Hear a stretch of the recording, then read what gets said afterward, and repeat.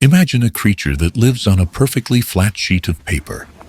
Its entire universe is two-dimensional.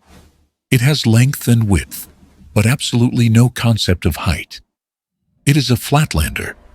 It glides along the surface of its paper world, living a rich and complex life, completely unaware that there is an entire dimension, the third dimension, looming right above its head. Now, imagine that you, a three-dimensional human being, hover over this paper world. You decide to interact with this creature.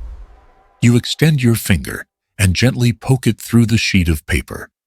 What does the flatlander see? It does not see a finger. It does not see a hand. It certainly doesn't see you.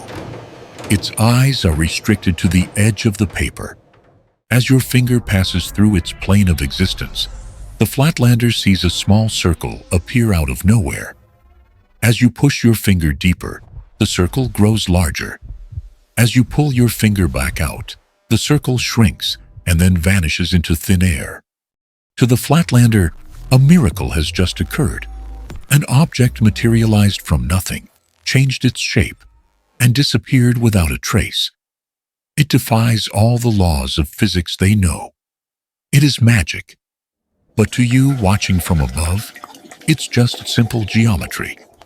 You access the dimension they cannot perceive to enter and exit their world at will. Now, look at your own hand. Look at the room around you.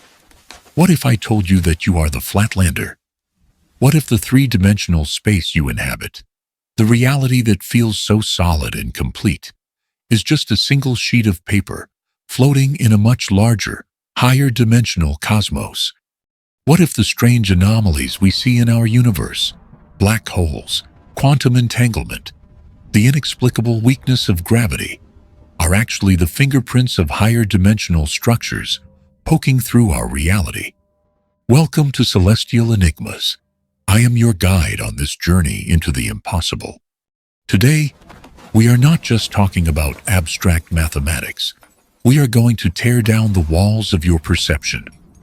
We are going to explore the science of higher dimensions, the idea that there are directions beyond up, down, left, right, forward, and back. This is a concept that has haunted physicists for a century, from the chalkboards of Albert Einstein to the massive underground tunnels of the Large Hadron Collider. It is the only way to solve the biggest crimes in the universe. It is the only way to understand why the laws of physics are the way they are. But I need to warn you, this is not a short trip. This is a deep dive. Over the next 90 minutes, we are going to build a new model of the universe from the ground up. We will travel from the Victorian satire of Flatland to the 11 dimensions of string theory. We will look at why gravity might be leaking out of our world, and we will ask if our entire reality is just a hologram projected from the edge of the cosmos. I need you to commit. Close the other tabs. Put your phone on silent. Give yourself the gift of focus. Because to understand what lies beyond our reality, you first have to understand the prison that keeps you locked inside it. This is Chapter 1, the prison of perception. To understand the 11th dimension, we have to start by understanding our own limitations. We have to go back to that sheet of paper. The analogy of the flatlander isn't just a clever hook. It is the Rosetta Stone for translating the incomprehensible into something our brains can grasp. It was popularized in 1884 by a schoolmaster and theologian named Edwin Abbott Abbott. He wrote a novella called Flatland, a romance of many dimensions. In Abbott's story, the protagonist is a square, a literal geometric square. He lives in a world where everyone is a geometric shape. Women are lines, soldiers are triangles, and priests are circles. They move freely around their flat world, building houses, fighting wars, and studying mathematics. But their word for universe is synonymous with their plane. To them, there is only north, south, east, and west. One day, a sphere from Spaceland, our three-dimensional world, visits the square. The sphere tries to explain the concept of up. The square is baffled. He says, "You mean north." The sphere says, "No, not north. Up, above you." The square checks his sides. There is nothing above him. To him, up is a direction that simply does not exist. It is a logical fallacy. Frustrated, the sphere decides to show, not tell. He lifts the square out of Flatland and into three-dimensional space. For the first time in his life, the square looks down at his world. He sees the insides of his friends' houses. He sees the contents of locked chests. He sees his fellow shapes, not as lines, but as flat figures. He has transcended his dimension. He has achieved a godlike perspective. This story is a tragedy, because when the square returns to Flatland and tries to tell everyone about the third dimension, they lock him up in an asylum. They cannot comprehend it, so they reject it. We like to think we are the sphere in this story. We are the enlightened 3D beings, looking down on the simple 2D creatures. But modern physics suggests that we are actually the square. We are the ones trapped in the asylum of 3 dimensions, insisting that up, down, left, right, forward, back is all there is, while higher dimensional entities might be hovering right next to us, closer than our own skin, yet infinitely out of reach. Why can't we see them? Why are we locked in this prison? The answer lies in biology, not just physics. We are biological machines, evolved for survival, not for truth. Think of a tick in the forest. A tick is a very simple creature. Its sensory world, its Umwelt, to use the term coined by biologist Jakob von Uexküll, is incredibly limited. A tick perceives temperature and the smell of butyric acid, which is found in animal sweat. That is it. It doesn't see the green of the leaves. It doesn't hear the birds singing. It doesn't appreciate the sunset. Its universe consists entirely of warmth and sweat smell. If you don't emit those signals, you do not exist to the tick. You are a ghost. We humans have a wider Umwelt than the tick. We see a narrow band of electromagnetic radiation we call light. We hear a specific range of compression waves we call sound. We feel texture and temperature. But like the tick, our senses are filters. They are designed to screen out irrelevant information so we can focus on finding food, avoiding predators, and finding mates. Our brains evolved to throw a spear at a running gazelle on the African savanna. To do that, we need to understand 3 spatial dimensions and 1 dimension of time. We need to calculate trajectories in 3D space. We do not need to perceive the curled-up geometry of a 6-dimensional Calabi-Yau manifold to survive. In fact, seeing all dimensions simultaneously would likely be a hindrance, a sensory overload that would leave us catatonic. So, nature put blinders on us. We are trapped in a slice of reality. But just because we cannot see it, doesn't mean we cannot detect it. We can use the tools of logic and mathematics to feel around the walls of our prison. Let's return to the finger-poking analogy. This is the crucial mental model you need to hold on to for the rest of this series. If a 3D object passes through a 2D world, it looks like a morphing 2D cross-section. A sphere passing through Flatland looks like a dot, growing into a circle and shrinking back to a dot. A cube passing through Flatland might look like a square that suddenly appears, perhaps shifts into a hexagon, depending on the angle, and then vanishes. Now, we must upgrade this analogy. We must apply the dimensional ladder. A point is 0 dimensions. Drag that point through space. You get a line, first dimension. Drag that line at a 90-degree angle. You get a square, not second dimension. Drag that square up. At a 90-degree angle to its surface, you get a cube, third dimension. Now, the brain-breaking step. To get the fourth spatial dimension, you must drag that cube in a direction that is perpendicular to all three of its existing axes. You have to move it in a direction that is not up, not down, not left, not right, not forward, and not back. You cannot visualize this. Your brain doesn't have the hardware, but we can visualize its shadow.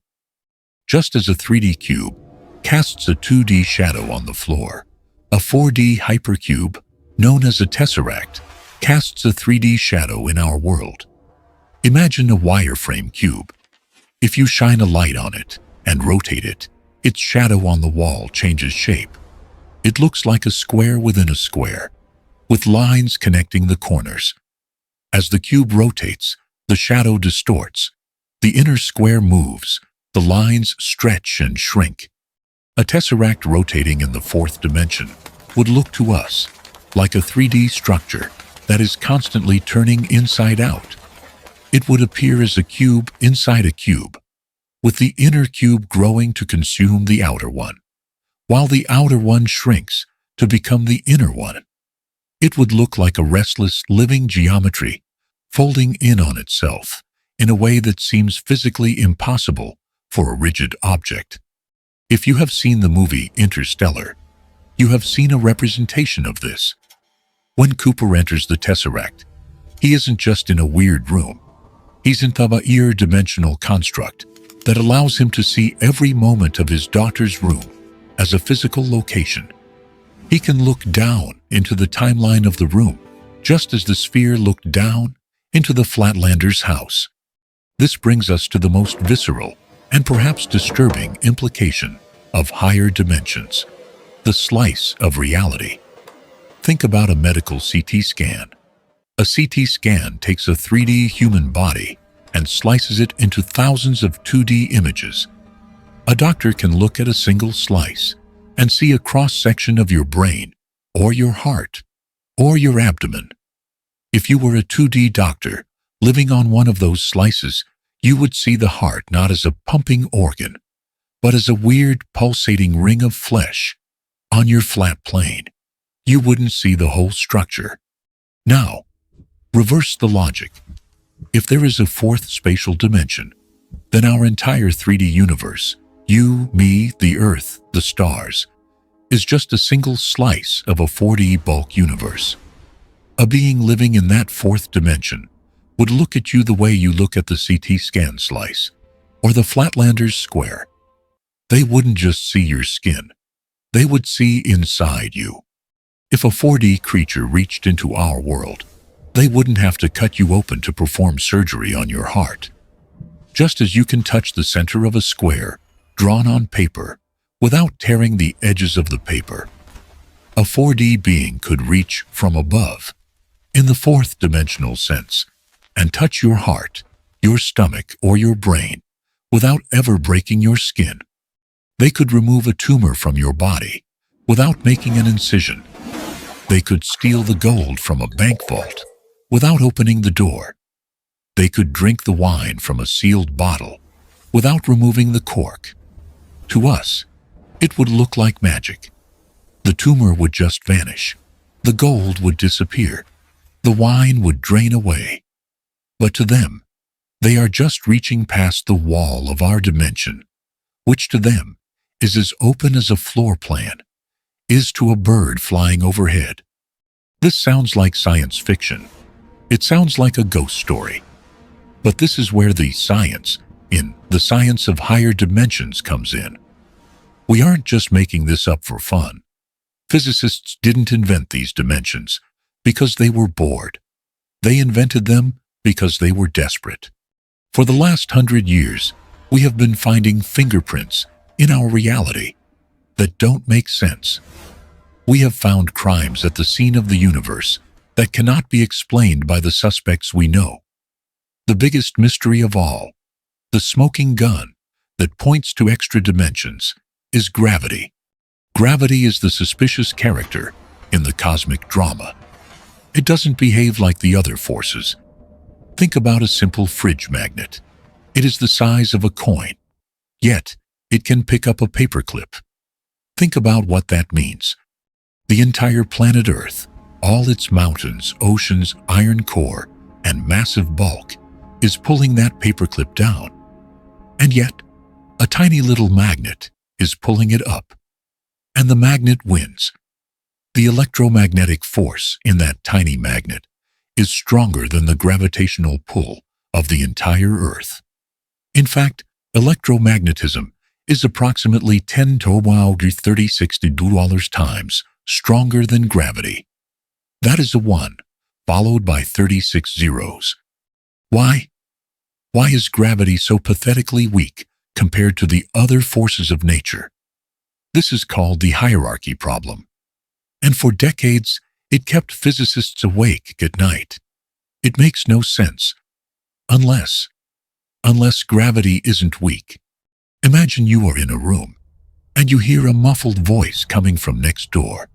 It sounds quiet, but if you open the door, you realize the person is screaming at the top of their lungs. The wall was dampening the sound.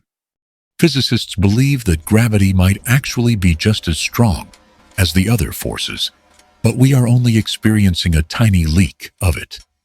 The theory suggests that while the other forces, electromagnetism, the strong nuclear force, and the weak nuclear force, are stuck here on our 3D sheet of paper, gravity is different. Gravity might be the only force that can travel off the paper. Gravity might be leaking into the extra dimensions. It might be radiating out into the bulk, leaving us with only a faint whisper of its true strength. If this is true, it changes everything.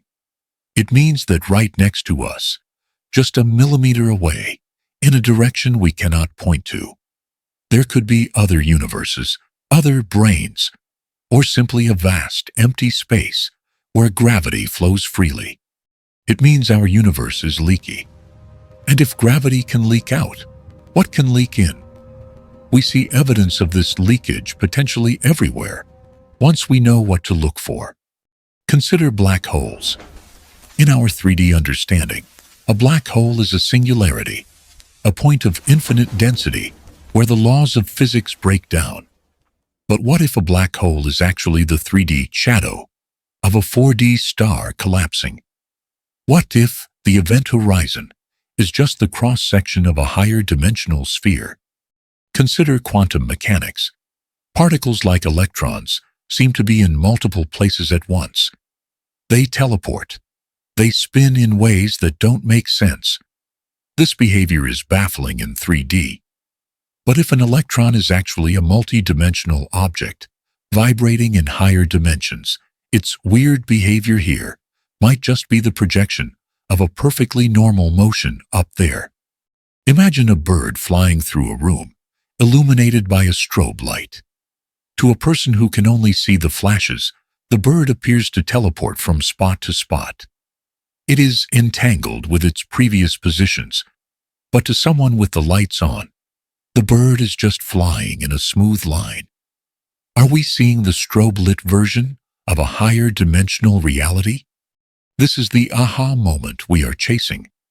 The realization that the confusing, counterintuitive, and paradoxical parts of physics might not be paradoxes at all. They might just be matters of perspective. We are trying to describe a 4D elephant while only touching its 3D footprint. This brings us to the edge of our current understanding. We have established the metaphor, the Flatlander. We have established the problem, the hierarchy problem, and the weakness of gravity. We have established the visualization, the tesseract and the slice. But this is just the lobby of the building. To truly understand what these dimensions are, we have to go back in time. We have to go back to 1919, to a man named Theodore Kaluza, who had the audacity to write a letter to Albert Einstein, suggesting that the universe had 5 dimensions. Kaluza didn't have a particle accelerator. He didn't have a supercomputer. He just had a pen, paper, and a wild imagination. And when he wrote down the equations for gravity in 5 dimensions, something magical happened. The equations for electromagnetism, light itself, popped out of the math automatically. It was a miracle. It suggested that light is just a vibration in the 5th dimension. But if there is a 5th dimension, where is it? Why can't we see it? If I wave my hand, why doesn't it disappear into the 5th dimension? This is where the story gets truly strange. This is where we have to shrink down. We have to go smaller than the atom. We have to go to the Planck scale. The answer, proposed by a physicist named Oscar Klein, is that the extra dimensions are there, but they are rolled up. They are compactified. Imagine a garden hose stretched out across a football field. From the blimp high above, the hose looks like a one-dimensional line. It has length, but no width. You can run back and forth along it. But now, imagine you are an ant on that hose. You can walk along the length of the hose, the 1st dimension. But you can also walk around the circumference of the hose.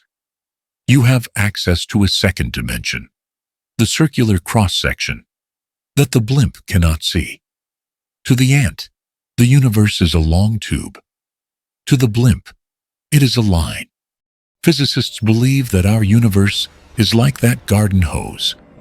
We are the blimp. We see the 3 big dimensions of space, length, width, height, because they are stretched out and infinite.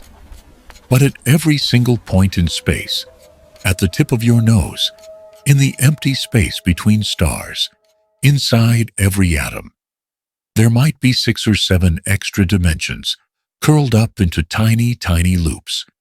These loops are so small that even our most powerful microscopes cannot see them. They are 10 $35 meters wide. But they are there. And the shape of these loops, the geometry of this hidden space, dictates the music of the universe. It dictates the mass of the electron. It dictates the strength of gravity. It dictates the very structure of reality. So, we are not just living in a 3D box. We are living on a tightrope house that is thick with hidden dimensions, curled up so tightly, we mistake them for nothingness. The prison of perception is not just about what we can't see. It's about what we are made of. We are made of strings, vibrating strands of energy. And these strings need room to vibrate. They need more than 3 dimensions to play their cosmic symphony. If we want to hear that symphony, we have to break out of the prison. We have to find a way to detect the undetectable. This is the mission of the Large Hadron Collider. When they smash protons together at nearly the speed of light, they are trying to create enough energy to knock a particle off our 3D tightrope and into the hidden dimensions. They are trying to kick a door open. If they succeed, we will see energy disappear. We will see a violation of the conservation of the energy in our world, because the energy has leaked into the higher world. That would be the proof. That would be the finger poking through the paper. But before we get to the particle smashers and the superstrings, we need to understand the history of this idea.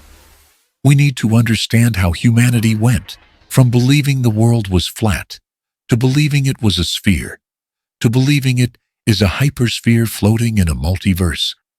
The journey from Flatland to M-theory is a story of human hubris and human brilliance.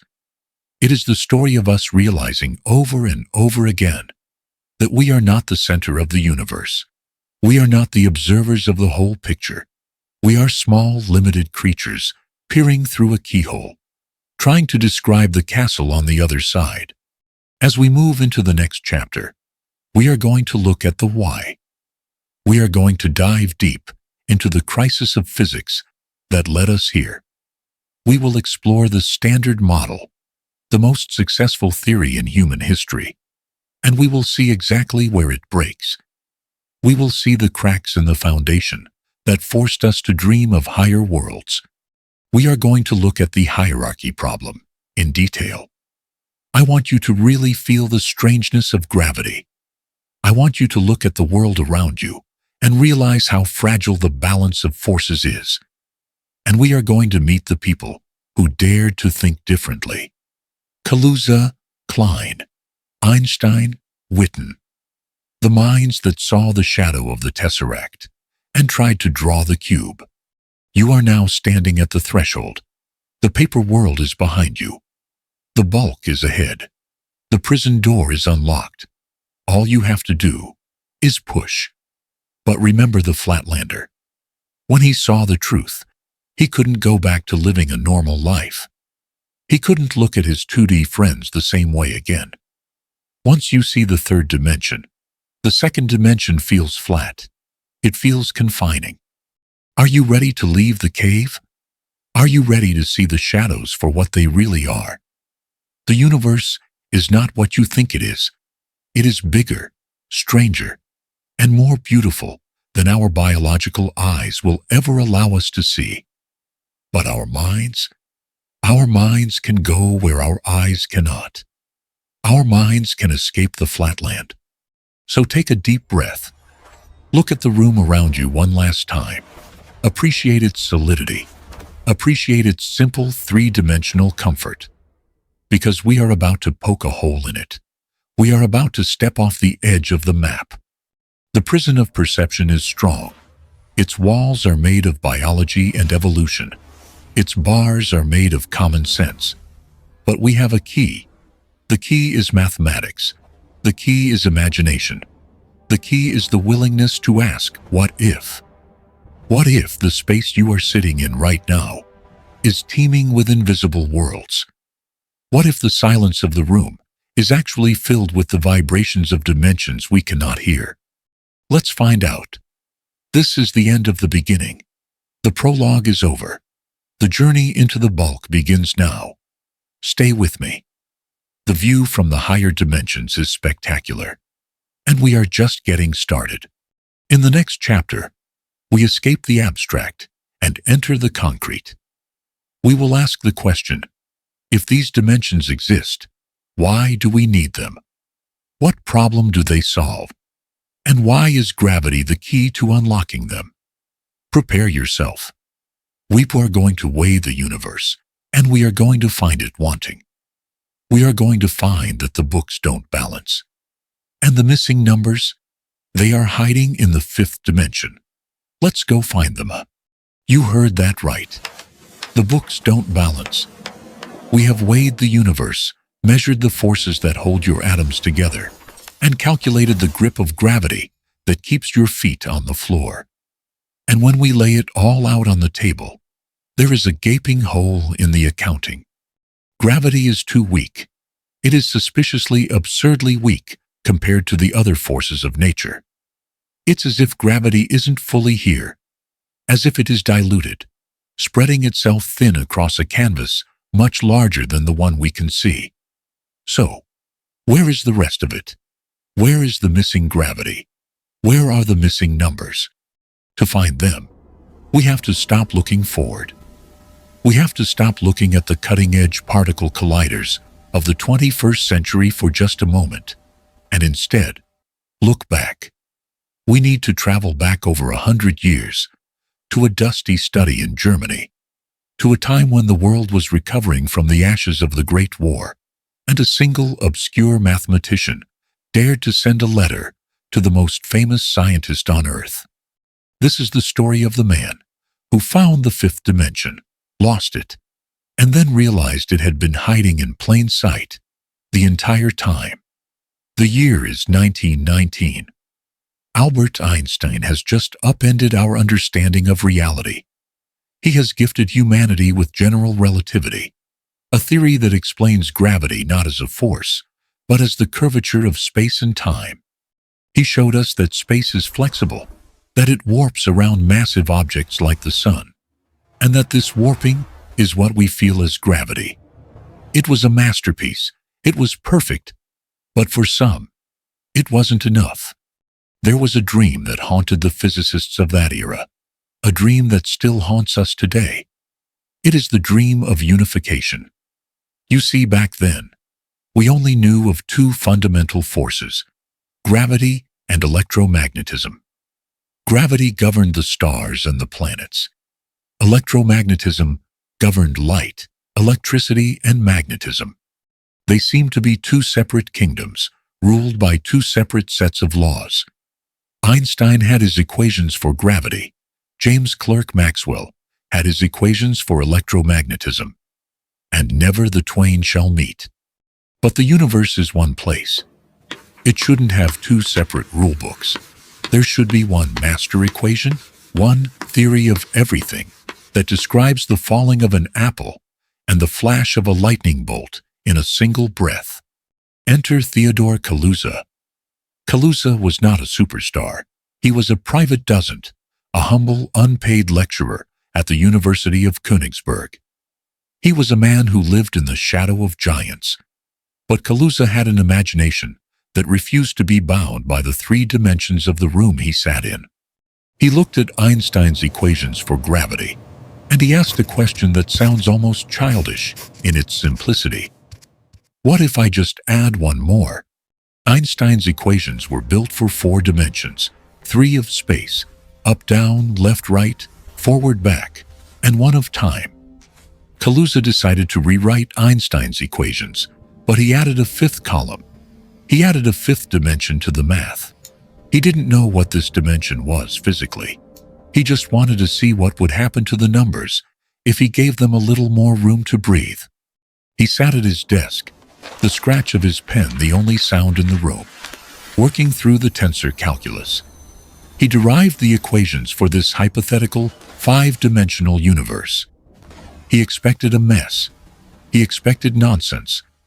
Instead, he found a miracle. When Kaluza solved the equations for gravity in 5 dimensions, the math naturally split into 2 parts. The first part was, predictably, Einstein's standard equations for gravity. But the second part, the extra math that spilled out from that 5th dimension, wasn't random noise. It was Maxwell's equations for electromagnetism. Let that sink in. Kaluza didn't put electromagnetism into the mix. He didn't force it. He simply assumed the universe had 5 dimensions instead of 4, and electromagnetism spontaneously emerged from the geometry. It was a ghost in the machine. The math was telling him that light is just a vibration in the 5th dimension. It was telling him that gravity and light are not 2 different forces. They are aspects of the same thing, viewed from different angles. Gravity is the warping of 4-dimensional space-time. Light is the warping of the 5th dimension. Kaluza trembled. He had unified the known forces of nature. He had found the key to the universe. He immediately wrote a letter to Einstein, detailing his discovery. When Einstein received it, he was floored. He wrote back to Kaluza, "The idea of achieving unification by means of a 5-dimensional cylinder world would never have dawned on me. At first glance, I like your idea constantly more." But then silence. Einstein sat on the paper. He delayed its publication for 2 agonizing years.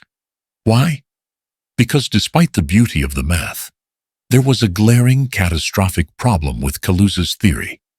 A problem so obvious that any child could point it out. If there is a 5th dimension, Theodore, where is it? Look around you. Look at the room you are sitting in. You can move left and right. You can move forward and backward. You can jump up and down. That's 3. You are moving through time, aging second by second. That's 4. Where is the 5th? If there were a 5th spatial dimension, a new direction to move in, we should see it. We should be able to throw a ball into it. We should see things disappearing into it and reappearing elsewhere. But we don't. Our reality is stubbornly, undeniably 3-dimensional.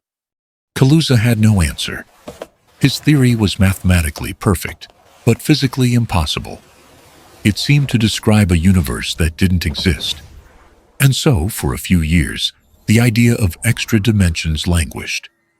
It was seen as a mathematical parlor trick, a curiosity but not reality. It took another genius to save the idea. In 1926, a Swedish physicist named Oscar Klein looked at Kaluza's work and realized that everyone was making a fundamental assumption that might be wrong. They were assuming that all dimensions are created equal. They were assuming that if a fifth dimension exists, it must be big, infinite, like the up-down, left-right, and forward-back dimensions we know. But what if a dimension could be small? What if a dimension could be finite? What if a dimension could be curled up so tightly that you couldn't even see it? To understand this, we need to leave the abstract world of tensor calculus and step into a metaphor. I want you to visualize a high wire act. Imagine a tightrope walker performing in a circus. High above the crowd, a long, thin cable is stretched between two platforms. From where you are sitting in the audience, way down on the ground, that cable looks like a line, a one-dimensional line. It has length, but it has no visible thickness. Now, watch the tightrope walker. He is a large, human-sized object. Because of his size, he is restricted to that one dimension. He can only move forward toward the far platform, or backward toward the start. He is trapped in a 1D world, defined by the line of the cable. If he tries to move left or right, he falls. To the tightrope walker, the cable is a line. But now, imagine something else is on that cable. Imagine an ant. The ant is much, much smaller than the tightrope walker. It is small enough to notice something the human cannot. The cable isn't a line. It's a cylinder. It has thickness. It has a circumference. The ant can walk forward and backward, along the length of the cable, just like the human. But the ant can also do something the human cannot do. It can walk around the cable. It can crawl underneath it and come back up the other side. To the ant, the cable is two-dimensional. It has a long dimension, the length, and a short, curled-up dimension, the circumference. This is the aha moment. This is the breakthrough that Oscar Klein brought to the table. From a distance, the second dimension of the cable is invisible. It is compactified. It is rolled up into a circle so small that if you are big, like the human, you can't see it, you can't experience it, and you can't move through it. You perceive the cable as 1D. But if you zoom in, if you look close enough, that hidden dimension reveals itself. Klein proposed that the fabric of our space is exactly like that tightrope. We are the tightrope walkers. We are giants lumbering through the universe, too big to notice the texture of the fabric we are walking on. We see three big extended dimensions: length, width, and height. They stretch out to infinity. But at every single point in space, at the tip of your nose, in the empty air in front of your face, in the vacuum between the stars, there are other dimensions. They are there, but they are curled up. They are rolled into tiny sub-microscopic loops. This is a difficult concept to visualize because we are used to thinking of dimensions as places we go out to. We think of the fifth dimension as a parallel world next door. But that's not what this is. These dimensions are not somewhere else. They are here. Imagine you are holding a sheet of paper. It looks flat, 2D. Now roll it into a tube. Now roll that tube into a thinner tube. Keep rolling it until it looks like a piece of string. From across the room, it looks 1D. But the paper is still there. It's just curled up. Klein suggested that if you could shrink down, smaller than an atom, smaller than a proton, down to the incomprehensibly tiny scale known as the Planck length, you would stop seeing space as smooth. You would see that every point in our 3D reality is actually a tiny circle. You would see that we are not living in a 3D universe. We are living in a 5D universe where two of the dimensions are wrapped up tight. The ant on the tightrope has the freedom to move in a direction the acrobat doesn't even know exists. And this brings us to a startling realization about your own life right now. You are sitting in a chair. You feel still. But in reality, you might be rushing through these hidden dimensions at incredible speeds, or they might be vibrating inside you. And you would never know it because you are too big to fit inside the loop. You are locked out of your own reality by the sheer scale of your existence. Before we go deeper into what this means for the nature of gravity and the future of physics, I want to pause. I want to break the fourth wall of this narration and speak directly to you, the viewer. Because this is the point where the science demands something of your imagination. Take a moment and look at the back of your hand. Really look at it. Your eyes tell you it's a solid surface. Your skin feels smooth. But you know intellectually that if you zoomed in, you'd see cells. Zoom in further, you'd see molecules, then atoms, then a clouded swarm of electrons, and then mostly empty space. We accept this hidden reality because we've been taught it's true. We trust the microscope. But how does it feel to consider that even the empty space inside those atoms might have a shape? That the emptiness itself might be knotted, curled, and folded into geometry that defies our intuition? I want to ask you a question, and I'd love to see your thoughts in the comments below. Is it comforting or terrifying to think that our senses are filtering out 90% of reality?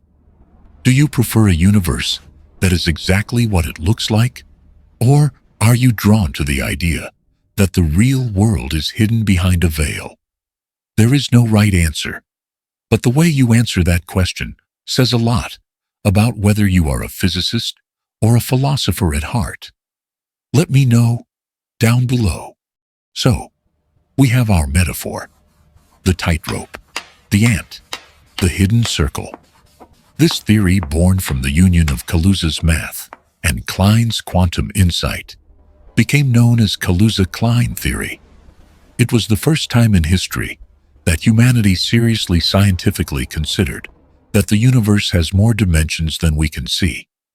But Kaluza and Klein didn't just give us a cool shape to think about. They gave us a size. And this is where the story gets frustrating. Based on the mathematics of how gravity and light interact, Oscar Klein calculated how small this curled-up dimension would have to be. He crunched the numbers and found that the loop would be approximately 10 to 30 centimeters across. That number is hard to visualize. It is a decimal point, followed by 30 zeros. To put that in perspective, if you took a single atom and magnified it until it was the size of the entire solar system, this extra dimension would be the size of a single tree on Earth. It is vanishingly, impossibly small. And that was a problem. It was a problem because it meant we could never test it. In the 1920s, and even today, we have no microscope, no camera, no sensor capable of seeing down to that scale. Kaluza-Klein theory was beautiful. It unified gravity and light. It made sense of the universe. But it was untestable. And in science, if you can't test it, it's not physics, it's philosophy. So, for decades, the theory died. The ant fell off the tightrope. The physics community moved on. They discovered new forces, the strong nuclear force, which holds the nucleus of an atom together, and the weak nuclear force, which causes radiation. They built the standard model of particle physics. They focused on things they could smash together and measure.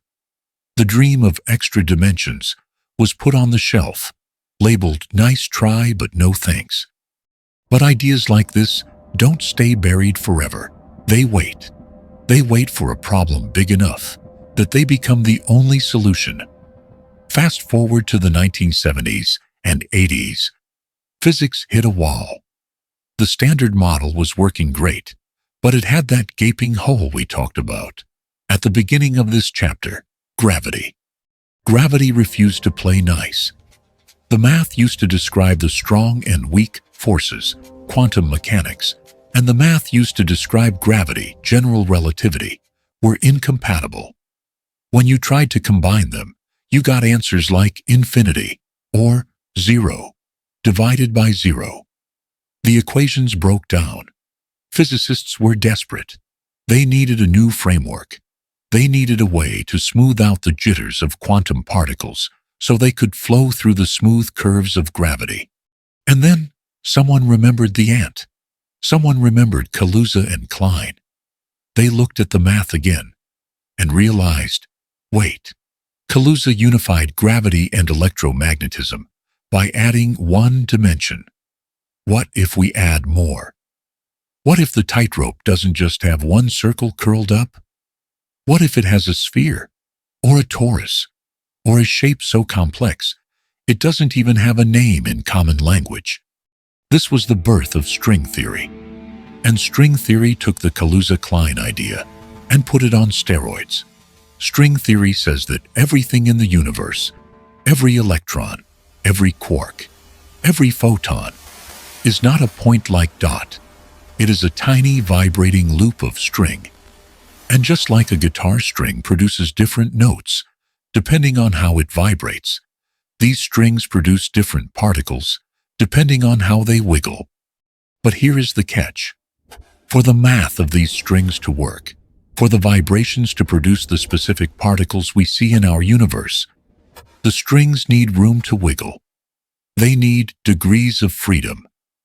If a guitar string can only vibrate up and down, it makes a simple sound. If it can vibrate up, down, left, right, and spiraling around, it makes a complex symphony. When physicists calculated how much room these strings needed to create the universe we see, they got a specific number. The strings couldn't vibrate correctly in 3 dimensions. They couldn't vibrate correctly in 4 or 5. The math demanded 10 dimensions, 9 dimensions of space, and 1 of time. Suddenly, the Kaluza-Klein cylinder wasn't enough. The hidden shape at every point in space wasn't just a simple circle anymore. It had to be a 6-dimensional geometric knot, a shape of unimaginable complexity called a Calabi-Yau manifold. Imagine that. At every point in the room you are sitting in, right in front of your eyes, there is a 6-dimensional knot. It is billions of times smaller than an atom, but it is there. And the geometry of that knot, the way it twists, the number of holes it has, dictates the laws of physics. Why is the electron's charge 1? Because the string vibrated through a specific hole in that 6D shape. Why is the speed of light what it is? Because of the curvature of that hidden knot.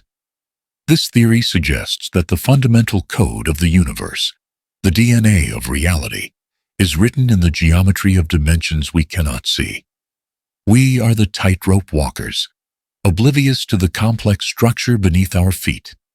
But this brings us back to the original question, the question that started this journey, the question of the missing numbers.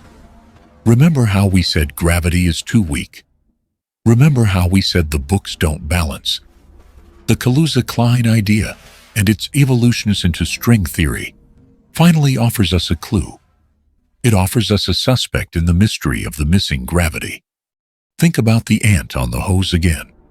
If the ant shouts, its voice travels through the air in all directions, up, down, left, right. But if the ant vibrates the hose, that vibration is trapped in the material of the hose itself. What if gravity is the only force that can see the extra dimensions? What if electromagnetism, light, is stuck on the 3D tightrope? This would explain why we can't see the extra dimensions with our eyes or our telescopes. Light is confined to our 3D slice of reality. It travels along the surface of the wire.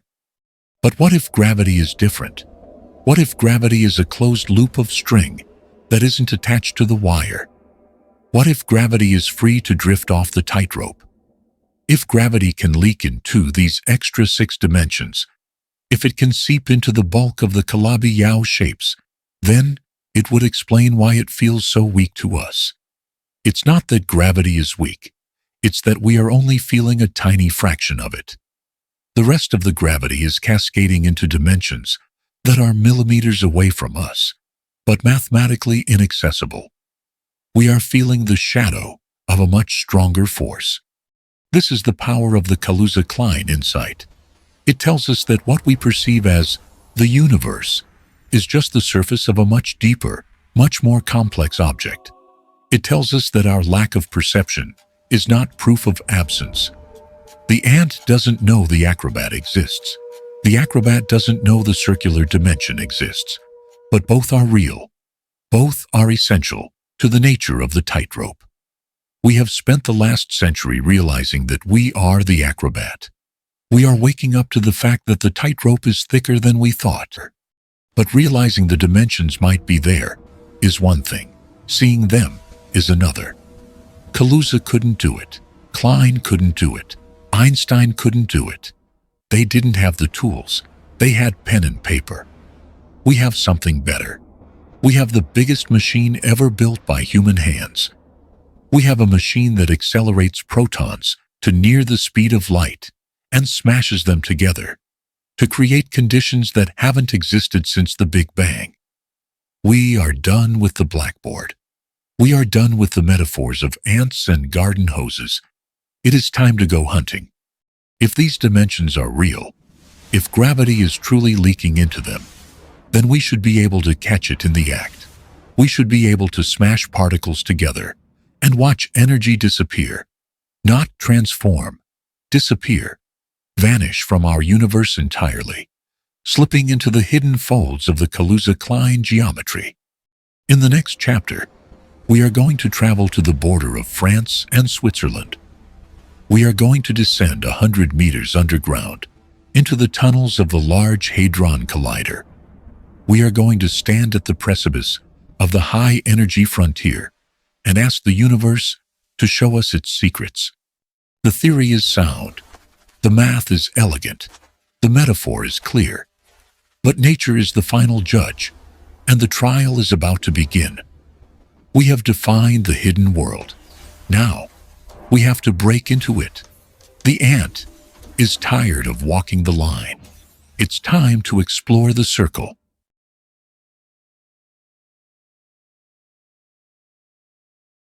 The trail has gone cold, or so it seems. We have spent the last hour building a geometric vocabulary. We have flattened ourselves into 2 dimensions to understand the third, and we have expanded our minds to visualize the fourth.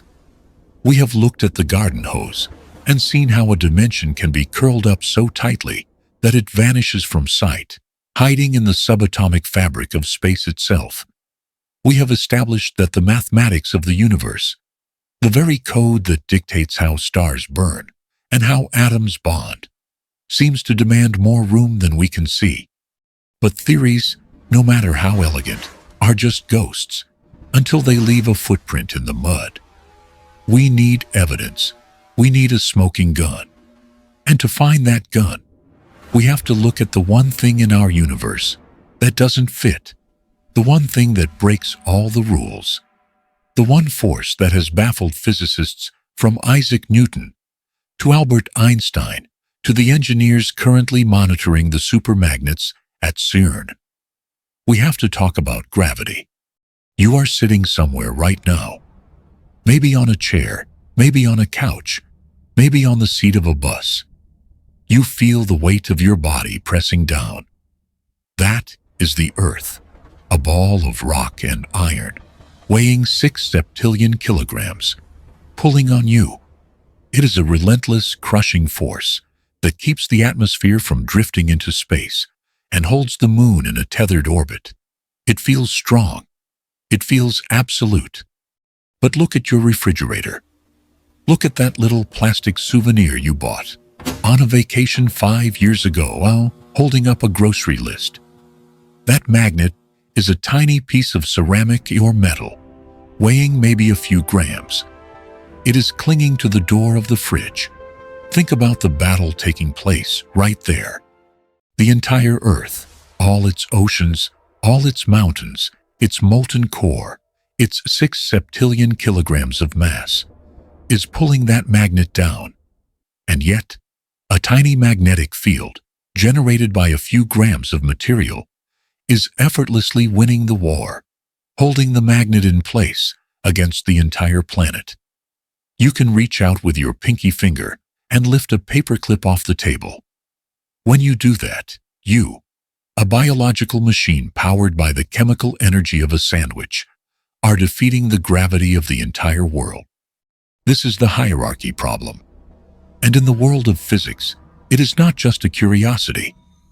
It is a scandal. Gravity is not just weak. It is absurdly, comically weak. When we compare it to the other fundamental forces of nature, electromagnetism, the strong nuclear force that binds protons together, and the weak nuclear force that governs radiation, gravity is the outlier. It is the runt of the litter.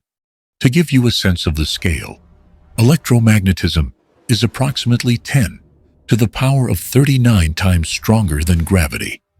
That is a 1 followed by 39 zeros. If you were to write that number out, it would stretch across the screen. To put it another way, if gravity were the size of a single proton, electromagnetism would be larger than the entire observable universe. Why? Nature usually loves balance. In the standard model of particle physics, the master recipe book that lists every particle and force we know of, most things fit together with beautiful symmetry. We have families of particles that mirror each other. We have forces that interact in predictable, comparable ways. But then there is gravity. It is a whisper in a room full of shouting giants. For decades, physicists shrugged this off. It's just the way it is, they said. Gravity is weak because the gravitational constant is small. But that is a circular answer. It explains nothing. As we dug deeper into the quantum realm, the silence of gravity became deafening. If all the forces were born from the same Big Bang, freezing out of the same primordial energy soup, they should be roughly equal in strength. The fact that they are not suggests that we are missing something huge. It suggests that we are looking at a broken picture. Imagine you are listening to a quartet, playing music. You hear the violin, the viola, and the cello loud and clear. They are in the same room with you. But the double bass, the deep rumbling foundation of the music, sounds faint. It sounds distant. You can barely hear it. There are two possibilities. 1. The double bass player is just playing very, very softly. Or 2. The double bass player is playing just as loudly as everyone else, but he is not in the room. He's playing from the room next door, through a thick wall, and only a fraction of the sound is leaking through to you. This is the epiphany that changed modern physics. What if gravity isn't weak?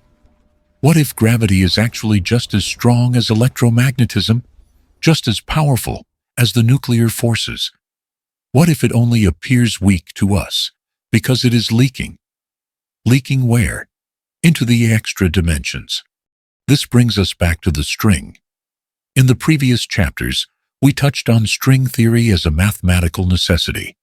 But now we need to look at what a string actually is in this framework, because the geometry of the string holds the key to the mystery of gravity. In the classical view of the universe, particles are points, zero-dimensional dots. An electron is a dot. A quark is a dot. But string theory zooms in on those dots and reveals that they are actually tiny, vibrating filaments of energy. Like the strings on a guitar, the note they play depends on how they vibrate. Vibrate one way, and you're an electron. Vibrate another way, and you are a photon, a particle of light. But here is the crucial detail that separates the stuff of our world from the force of gravity. In string theory, most strings are open. They look like snippets of thread. They have two endpoints. and the mathematics of the theory dictates that these endpoints must be attached to something. They cannot just float freely. They must be anchored. Attached to what? They are attached to the fabric of our three-dimensional reality. Physicists call this a brain, short for membrane. Think of our entire universe, everything we see and touch, as a giant three-dimensional sheet floating in a higher dimensional space. This is the brain world theory. Imagine a sticky flypaper hanging in the center of a room. The flypaper represents our 3D universe, our brain. The flies stuck to the paper represent the particles that make up you, me, the Earth, the stars, and the light that allows us to see them. The strings that make up photons, light, and electrons, matter, are open strings. Their endpoints are chemically, mathematically glued to the flypaper. They can slide around on the paper. We can move left, right, up, down, forward, backward. But they cannot lift off. They cannot escape the brain. This is why light travels in straight lines through our space. This is why we cannot simply step out of our dimension. We are made of open strings, and our ends are tacked down to this slice of reality. We are prisoners of the brain. But there is one exception, one specific vibration mode of the string that is different from all the others. If you pluck a string in just the right way, the theory predicts it will curl around and bite its own tail. The two endpoints snap together and fuse. It becomes a loop, a closed circle. This closed loop has no endpoints. It has no sticky bits to anchor it to the flypaper. It is smooth. It is slippery. It is free. And the particle described by this closed loop, it is the graviton, the theoretical particle that carries the force of gravity. This is the aha moment that sent shockwaves through the physics community. If gravity is made of closed strings, then gravity is not stuck to our universe. It is free to drift away. It is free to float off the flypaper and wander out into the empty space, the higher dimensions that surround us. Physicists call this higher dimensional space the bulk. Suddenly, the hierarchy problem isn't a problem anymore. It's a geometry solution. Gravity is actually incredibly strong. It is a roaring giant, just like the other forces. But because its carrier particles, the gravitons, can leak out of our 3D brain and dilute themselves into the vastness of the bulk, only a tiny trickle of that force remains here with us to hold our feet to the ground. We are feeling the leakage of a much grander force that exists mostly in a place we cannot see. Let's pause here for a second.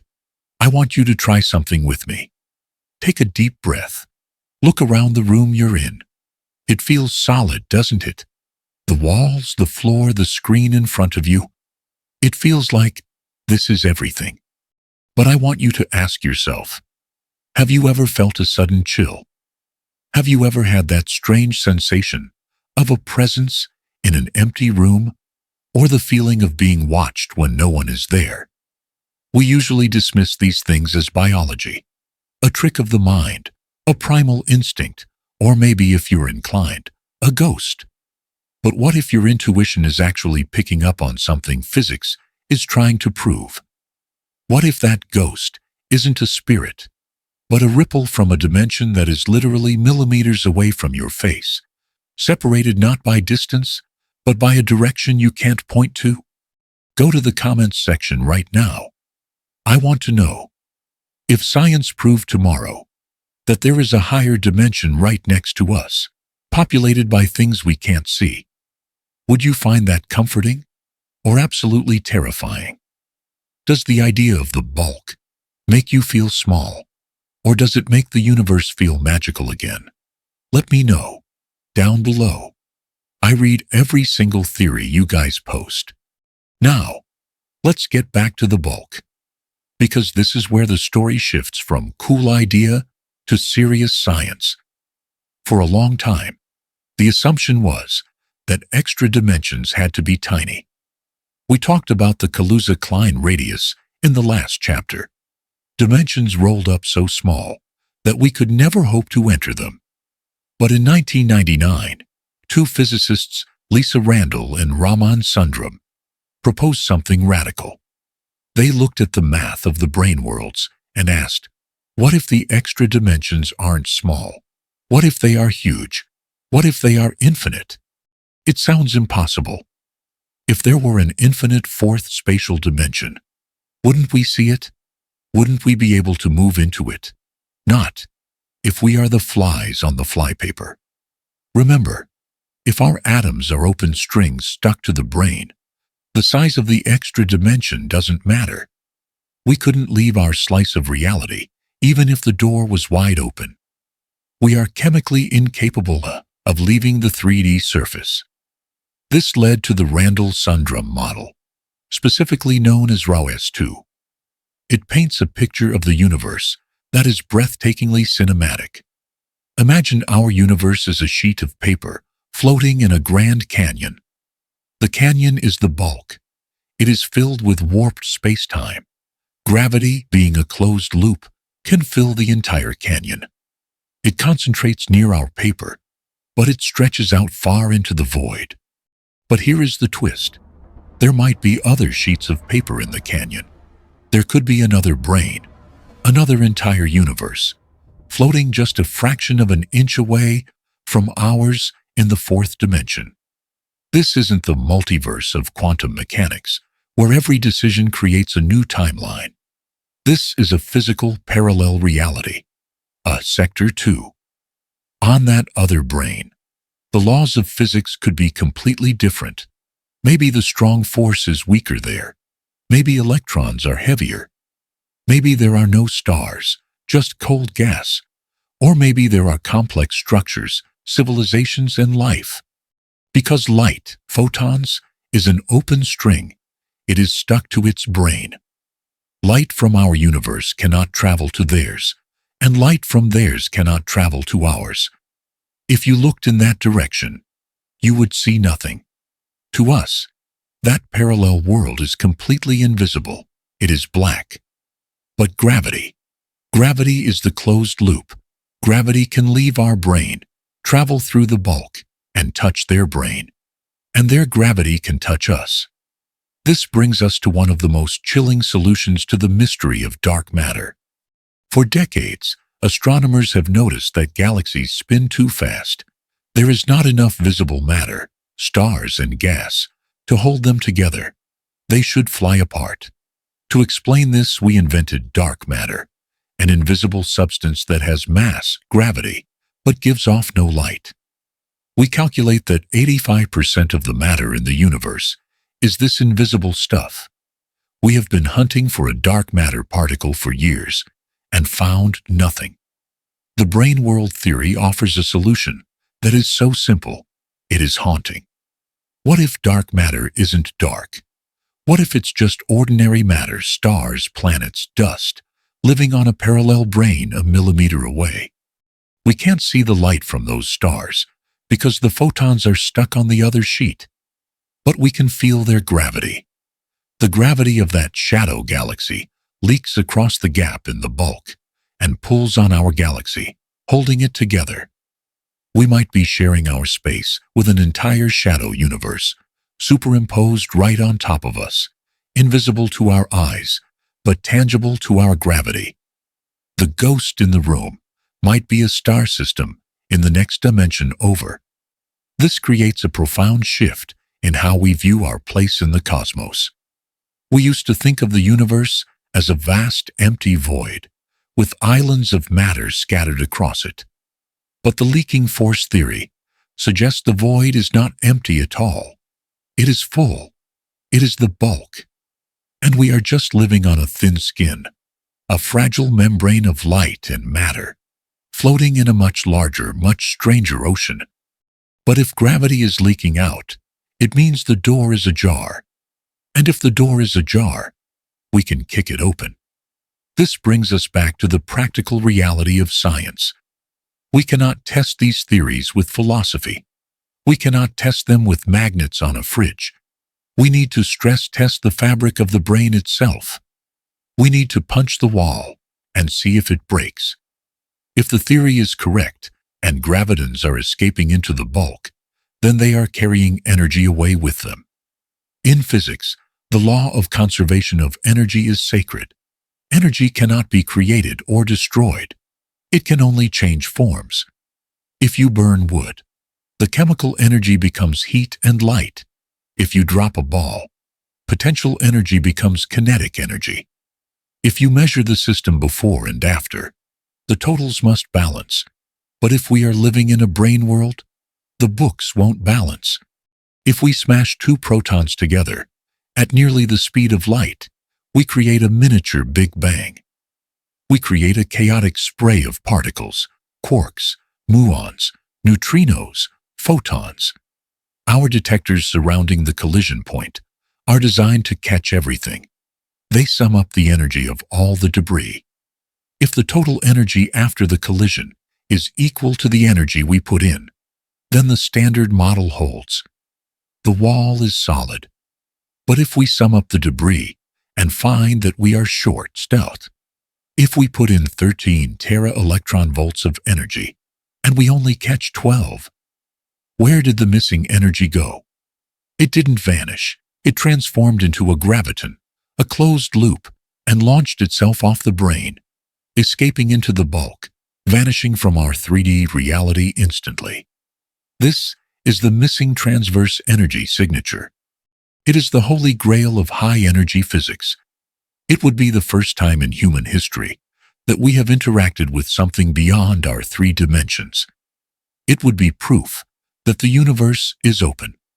And it is exactly what the Large Hadron Collider is hunting for. But the hunt is not easy. The LHC is a machine of staggering complexity, a ring of superconducting magnets buried deep beneath the border of France and Switzerland. It is the largest machine humans have ever built. It accelerates protons to 99.999%, the speed of light, guiding them with magnets cooled to temperatures colder than outer space. When these protons collide, they recreate the conditions of the universe a fraction of a second after its birth. For a fleeting moment, the energy density is high enough to potentially vibrate the strings of reality into new exotic shapes. Scientists are looking for Kaluza-Klein gravitons, heavy echoes of the gravity particle that exist only in the higher dimensions. Seeing one of these would be like hearing the double bass player suddenly step into the room for a solo. But there is a catch. There is always a catch. If the extra dimensions are truly tiny, Planck scale, then the energy required to probe them is astronomical. We would need a particle accelerator the size of the Milky Way galaxy to generate enough power to see them. If that's the case, we will never find them. We will be forever locked out, knowing the math works, but unable to see the reality. However, the Randall-Sundrum model, the theory of the large warped bulk, changes the odds. It suggests that because of the warping of space-time, the energy scale required to access the extra dimensions might be much lower. It might be within the reach of the LHC. We might be on the verge of cracking the code. Imagine the tension in the control room. Thousands of physicists from 100 countries watching the monitors. They are looking for a deficit. They are hoping for a loss. In any other experiment, missing energy is an error, a loose cable, a calibration mistake. But here, missing energy is victory. It signifies a leak, a breach in the whole of our reality. And if we find it, everything changes. It validates string theory. It validates the multiverse of the brain variety. It tells us that gravity is a messenger from the beyond. It turns the universe into the multiverse. But there is a darker side to this high-energy tampering, a theoretical risk that the tabloids love to scream about, but which physicists discuss with hushed mathematical reverence. If we are punching holes in the fabric of space to let gravitons escape, Are we also risking letting something else form? When you concentrate that much mass and energy into a single point, attempting to access higher dimensions, the density rivals that of a black hole. Not a stellar black hole that eats stars, a micro black hole. A quantum singularity. According to the same theories that predict the leaking gravity, the LHC should be capable of manufacturing these tiny monsters. A micro black hole would be a direct window into the higher dimensions, a spherical event horizon that wraps around the extra dimensions like a glove.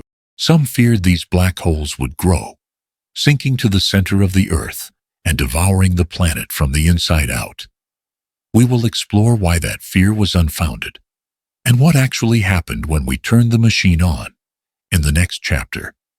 But for now, stay with the image of the leaking force. Hold on to that magnet in your mind. Feel its pull. That tiny click as it sticks to the metal is a deception. It is the tip of an iceberg. The force you feel is just the residue of a titan, a colossus that lives in the space between your atoms, wandering a landscape you cannot see, shouting across a canyon. We are only just beginning to map. We are the ants on the paper. But we have found a way to shake the sheet, and we are listening very closely to hear if anything falls off. The theory is ready. The trap is set. The magnets are humming. The hunt for the shadow world is on.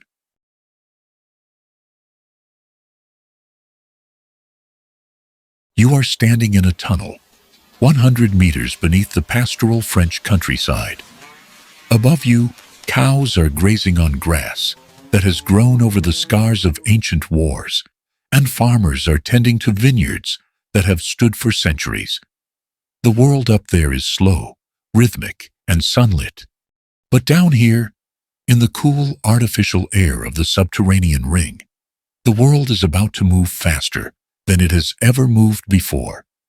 You are standing in the belly of the Large Hadron Collider, the most complex machine our species has ever built. It is a 27-kilometer cathedral of superconducting magnets and ultra-cold helium, a technological Ouroboros eating its own tail, designed to do one thing: break the universe. We left off with the image of the leaking force, the idea that gravity is a whisper in our world because it is shouting in another. We talked about the magnets, the pull, the mystery of the weak titan. But theories, no matter how elegant, are just ghosts until we build a trap to catch them. This tunnel is that trap. For decades, physicists have scribbled equations on chalkboards that suggest our three-dimensional reality is nothing more than a thin sheet of paper floating in a much larger, darker room. They have dreamed of the bulk, the hyperspace, the fifth dimension. But dreams don't satisfy the scientific method. Proof does. And to find proof of a higher dimension, we cannot simply look harder with our eyes. Our eyes are biological cameras, evolved to spot predators in tall grass, not to peer into the orthogonal directions of hyperspace. To see the invisible, we have to force the universe to reveal its silhouette. We have to hunt for shadows. Before we turn the key on this machine, before we smash protons together at 99.9%, the speed of light, we have to understand what we are even looking for. This is the hardest hurdle for the human mind. We are creatures of length, width, and height. When I say fourth dimension, your mind might jump to time, because that is how Einstein taught us to think. But we are not talking about time today. We are talking about a fourth spatial dimension, a direction that is not up, not down, not left, not right, not forward, and not back. A direction that exists at a 90-degree angle to every direction you have ever known. Your brain will reject this. It feels impossible. You cannot point to it. You cannot move into it. It is a blind spot in your consciousness. So, to understand what we are hunting for in the collider, We must retreat to the safety of an analogy. We must return to the shadow. Imagine you are holding a wireframe cube. It is a simple object, 12 lines, 8 corners. Now, imagine you are in a dark room, and you shine a bright light on that cube, casting its shadow onto a flat, two-dimensional wall. What do you see? You see a series of lines on the wall, a flat 2D shape. If you hold the cube perfectly still, the shadow looks like a square within a square. But now, start to rotate the cube in your hand. Watch the wall. The shadow doesn't just spin, it morphs. As the 3D cube rotates, the 2D shadow distorts. Trapezoids stretch and shrink. Squares overlap and separate. Lines that were parallel suddenly cross. To a creature living on that 2D wall, a Flatlander, this shadow would be a terrifying, magical monster. It is a shape that changes its geometry constantly, growing and shrinking, turning inside out, defying all the rules of their flat world. They would have no concept of rotation in the third dimension. They would simply see a chaotic, shifting miracle. But you, the 3D observer, know the truth. The object isn't changing shape at all. It is a rigid, perfect cube. It is simply rotating in a dimension the shadow cannot possess. The complexity of the shadow is just a projection of a higher simplicity. Now, take a deep breath and step up one level. Imagine a hypercube, a tesseract. This is the four-dimensional equivalent of a cube. Just as a cube is made of 6 flat squares, a tesseract is made of 8 solid cubes folded together in 4D space. You cannot see it. Your brain cannot render it. But just as the 3D cube casts a 2D shadow on the wall, the 4D tesseract casts a 3D shadow on us. If a tesseract were to rotate in the 4th dimension and pass through our room right now, what would we see? We wouldn't see the tesseract itself. We would see its shadow. But its shadow is 3-dimensional. We would see a cube floating in the air. And as the tesseract rotated, that cube would appear to turn inside out. We would see a small cube growing from within a larger cube, swallowing it, expanding, and then shrinking again. It would be a morphing, shifting geometric structure, appearing out of nowhere, twisting in ways that make your eyes water, and then vanishing. This is the key to the hunt. We are not looking for the higher dimensions themselves. We are the Flatlanders on the wall. We are looking for the morphing shadows that don't make sense in our world. We are looking for debris that appears to violate the laws of physics because it is obeying the laws of a higher geometry. We are looking for the shadow of the 4th dimension falling onto the floor of the Large Hadron Collider. Think about how unsettling that truly is. If you look around the room you are sitting in right now, everything seems solid, stable. The walls meet at 90-degree angles. The floor is flat. But if the theories of higher dimensions are correct, this stability is an illusion. You are sitting inside a shadow. The solid objects you touch might just be the slices of higher dimensional objects that are passing through our slice of reality. This brings us to a strange, almost haunting realization about our place in the cosmos. We tend to trust our senses implicitly. If we can't see it, it's not there. But science has repeatedly humbled us. We couldn't see bacteria, yet they ruled our health. We couldn't see radiation, yet it could kill us. We couldn't see the curvature of space-time, yet it keeps our feet on the ground. Now, we are facing the ultimate humility, the possibility that the entire universe we perceive, every star, every galaxy, every atom, is just the surface of something much, much deeper. I want to pause here for a second, because this can get heavy. I want you to try something with me. Look away from the screen. Look at the corner of your room, where the walls meet the ceiling. You see 3 lines converging at a point: height, width, depth. Now, Try to imagine a fourth line coming out of that corner, perpendicular to the other three. You can't do it. Your mind slides off the concept like water off glass. Here is my question for you, and I really want you to weigh in on this in the comments below. Does this limitation make you feel claustrophobic or protected? Do you feel trapped in a flatland of 3 dimensions, wishing you could break out and see the real world? Or are you relieved that our reality is limited, that we don't have to deal with the chaos of the bulk? There is a famous story that H.P. Lovecraft suggested our inability to perceive higher dimensions is the only thing keeping us sane. If we could see the true shape of the universe, we might lose our minds. Do you agree? Let me know down there. I read the comments, and I'm curious if the idea of seeing more excites you or terrifies you. Now, let's go back to the tunnel. Let's go back to the machine that doesn't care about our fear. The Large Hadron Collider is, in essence, a resurrection machine. It takes protons, the hearts of atoms, and accelerates them until they are racing around that 27-kilometer ring, 11,000 times per second. They are traveling so fast that, according to the theory of relativity, they actually gain mass. They become heavy with kinetic energy. And then, at 4 specific points around the ring, the magnetic tracks cross. The beams collide. For a fraction of a nanosecond, in a space smaller than a virus, the conditions of the early universe are recreated.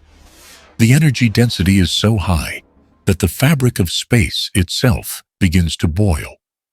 Particles that haven't existed since the Big Bang pop into existence, live for a heartbeat, and decay. Surrounding these collision points are detectors, building-sized cameras like Atlas and CMS that track every single piece of debris that flies out of the wreck. These detectors are accountants. They are strictly audited by the laws of physics. The most fundamental law they follow is the conservation of energy. It is the golden rule of our reality. Energy can neither be created nor destroyed. It can only change form. If you smash 2 protons together with a total energy of 13.6 tera-electron volts, TeV, you must get exactly 13.6 TeV of debris coming out. It might come out as heat or light, or heavy quarks, or antimatter.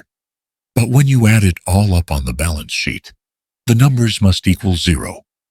Input must equal output. The ledger must be balanced. This is how we find the dimension. We are looking for embezzlement. Imagine you are watching a game of billiards in a sealed room. You hit the cue ball with a specific amount of force. It smacks into the rack of balls, and they scatter. You measure the speed and direction of every rolling ball. You add up their energy. But when you finish your calculation, you realize something is wrong. You put 100 units of energy in, but you can only find 90 units on the table. 10 units of energy have simply vanished. They aren't in the balls. They aren't in the sound of the crack. They aren't in the heat of the felt. They are gone. In a sealed 3D room, this is impossible. Magic isn't real. But if the table had a hole in it, a hole you couldn't see, that led to a space beneath the floor, a ball could have fallen in. To you, it vanished. To the universe, it just moved. This is exactly what physicists at the LHC are hunting for. They call it missing transverse energy, or MAOIT. They are looking for collisions where the debris flies out in all directions, but the energy doesn't add up. They are looking for a kick that has no recoil. If we see a violent splash of particles on one side of the detector, but nothing on the other side to balance it out, it implies that something invisible carried that energy away. Now, neutrinos can do this. They are ghost particles that fly through detectors. But we know what neutrinos look like. We can account for them. The physicists are looking for a specific type of missing energy that fits the mathematical signature of a graviton escaping our dimension. Remember the closed-loop string we visualized in the last chapter? The idea that gravity is made of loops that aren't attached to our universe's membrane. This is where the rubber meets the road. The theory predicts that in these high-energy collisions, we might knock a graviton loose. We might kick it so hard that it breaks free from the weak grip of our 3D brain and flies off into the fourth dimension, into the bulks. To the detectors at CERN, that graviton would simply disappear. It would carry energy away from our reality, leaving a hole in the math. That missing number on the spreadsheet would be the smoking gun. It would be the first direct proof that there is a somewhere else for the energy to go. It would prove that our universe is not a sealed room. It is a stage with a trapdoor. The implications of such a discovery are difficult to overstate.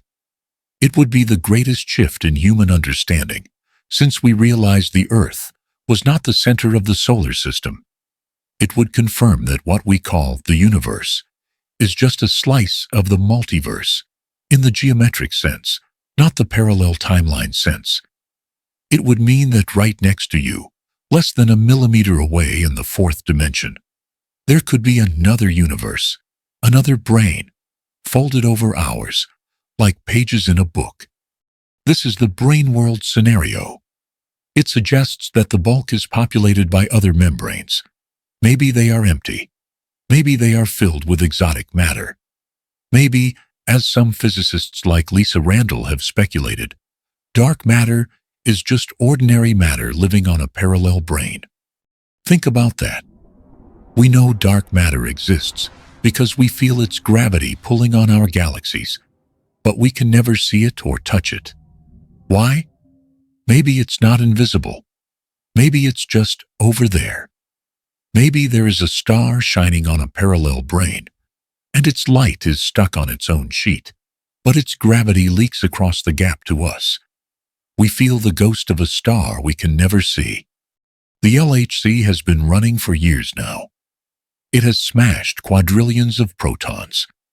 The computers at CERN process petabytes of data, sifting through the noise, looking for that one collision where the energy disappears.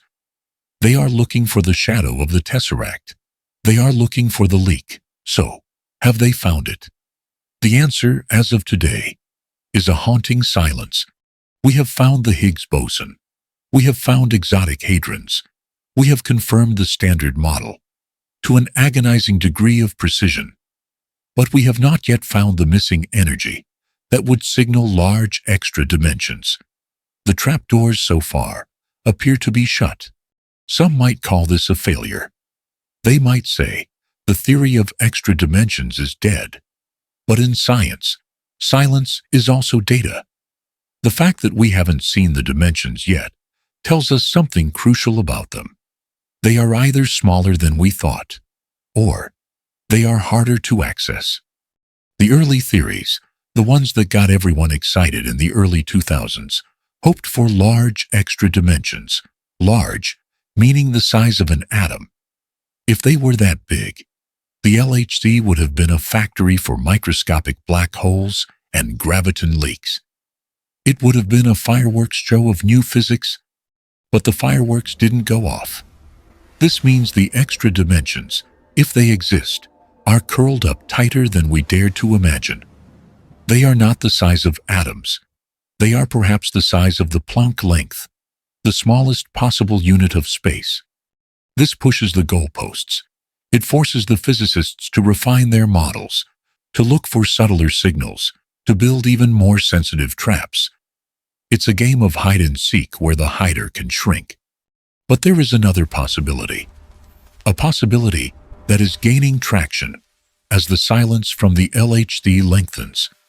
It is a possibility that requires us to rethink the very nature of what a dimension is. Maybe we aren't finding the extra dimensions because we are thinking about them too literally. We are thinking of them as places we can go, or directions we can move. What if they are something else entirely? To understand this, we have to look at the hologram. You see, while the experimentalists have been smashing particles in Geneva, the theorists have been looking at the math of black holes. And they have found something that contradicts everything we think we know about 3D space. They have found evidence that the third dimension itself might be a lie. We tend to think that the amount of reality in a room is defined by its volume. A bigger box holds more stuff. But when you look at how black holes store information, the math tells a different story. The information of a black hole isn't stored inside it, in its volume. It is stored on its surface, on the event horizon. The 3D interior is mathematically equivalent to the 2D surface. This led to the holographic principle, the idea that our entire three-dimensional reality, you, me, the stars, the LHD itself, might be a projection of information stored on a distant two-dimensional surface. Just as a hologram is a flat sheet of plastic that projects a 3D image, when you shine a light on it, our universe might be a phantom projection of a lower dimensional code. In this view, the extra dimensions aren't hidden rooms. They are the mechanism of the projection itself. The reason we can't find the fourth dimension might be because we to them hologram. You don't look for the projector beam when you are inside the movie. The LHC continues to run. The magnets hum. The protons scream around the ring. Every second they roll the dice, hoping to throw a 6 that lands off the table. The physicists are tired, but they are not defeated. They know that the history of science is a history of patience. It took us 100 years to find gravitational waves. It took us 50 years to find the Higgs. The shadows are elusive, but they are there. The silence of the collider is not an empty silence. It is a pregnant one. It is the silence of a detective who knows the suspect is in the building and is quietly checking every room, so one by one.